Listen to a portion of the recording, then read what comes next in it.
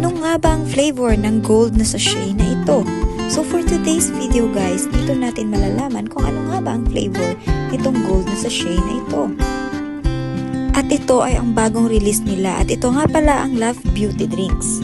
At yun nga, sa pagbukas ko pa lang dito ay ang amoy niya ay parang gatas. At ang kulay niya ay may pagka-violet na may pagka-pink.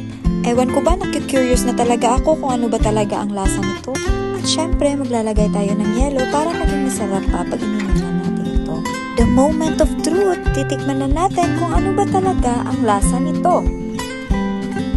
At grabe, napaka-milky niya. At ang hula ko talaga ay parang dragon fruit siya na nilagyan ng maraming gatas. Bago siya sa panlasa ko at nasarapan talaga ako dito. At alam nyo ba, this flavor is first in the marketplace. So guys, abangan nyo kung kailan ang release nito para malaman nyo rin kung ano ba talaga ang flavor nito. Basta ako, ang hula ko talaga parang dragon fruit siya na maraming gatas.